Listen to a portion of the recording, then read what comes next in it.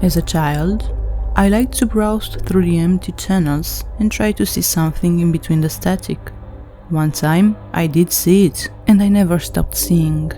As soon as I concentrate, the Soul channel shows up in my TV. It only has 5 hours of content a day, less if not a lot of people died in my area. The Soul channel shows messages from the afterlife featuring those who recently passed. I had been watching the Soul channel every day for 20 years and making sure that every message is delivered to the rightful owner. You can't tape the Soul channel, it will only show static, so I make sure to write everything down. Most of the time the messages are simple and loving or short warnings for the living. I'm Luke Johnson, 27, died of leukemia. Tell my parents I love them very much and I appreciate they caring for me in my final moments. I'm Natasha Roberts, 31, died on a car accident. Please let my sister know it was not her fault. I'm Helen Miller, 22, died of an infection.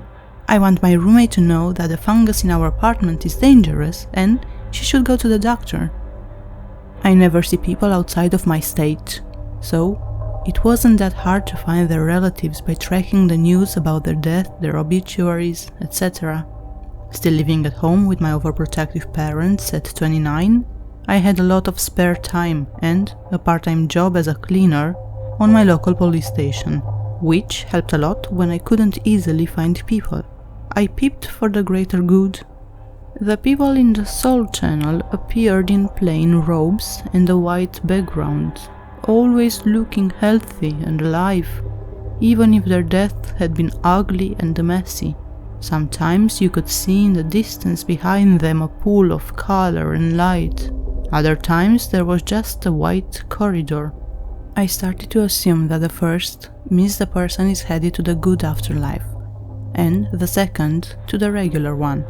I had never seen someone who was going to the bad afterlife before him. He didn't look healthy and alive, but desperate and dirty. Can anyone see me? I'm Joseph Davis. I was killed by the police.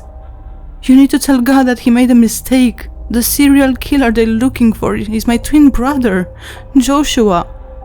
Joseph didn't have time to say anything else, as dozens of putrid hands started pulling him towards a tiny door he could barely fit in. He lost his 2 legs in the process. I'll never forget his screams, or how he was being torn apart so easily, like an old doll. Joseph caused me quite the impression, and I spent days thinking about him and his case. How was I supposed to fulfill my duty that time? Is there a way to talk to God? In my eagerness to help, I made a bad decision, the decision that sealed my fate forever. I decided to look for Joshua and convince him to come clean. I don't remember the details, but that was the first time that I died. It wasn't too hard to find Joshua. He was living a carefree life now that his brother was gone, sunken with all the guilt that he did not possess. I would later learn that he cut my body in strips and left me inside my car. I can barely recall my death, but what came next were the clearest memories of my life. I woke up standing in front of an immense silvery gate, guarded by 2 female angels in armor. Valkyries, I thought. Their voices were like melody. The council will see you now. The 2 Valkyries gently took me inside to a grandiose courtroom, with walls made of white marble and gold, filled with 13 imposing figures. As soon as I recognized Anubis, I knew that they were all gods of death. Virginia Matthews, one of the angels, announced me. The gods deliberated about my afterlife for a minute. We vow for immediate reincarnation. We need this one down there. Wait! I screamed. Before you do, please reconsider the destiny of Joseph Davis. It's clear that he was the wrong man. His brother murdered me. It was the hardest mission of my life, but I fulfilled it, like all the others. Virginia Matthews was no more. Not even the gods can raise a dead body torn to pieces. Instead, they sent my soul to inhabit another body, a body that already had one. Out of respect, I tried to stay really quiet and not impose anything on my host. Besides the work that we both share now, I let her live her life and keep my thoughts to myself. Instead of a lower middle class loser who had to rely on her parents for nearly everything, I was now an independent, self-made woman, a few years younger than I used to be. My name was Lana Daniels, and I was the owner of a successful brand of clothes. I had a lot of free time and Lana was clever, so we got a lot more done than I used to. Our responsibility increased to 2 more states, 8 hours a day. Lana fully accepted that one day she simply woke up feeling an urge to watch static, and then that now she had a second job, she was a breeze to work with. They're sending you to bodies that have potential to host your power, the angel explained to me after Lana too died on duty. We're starting with the best, easiest ones. Things will get harder from now on, so please try not to die.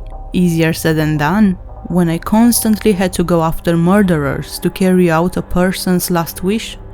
Time after time, I was reincarnated into someone else's full-fledged life.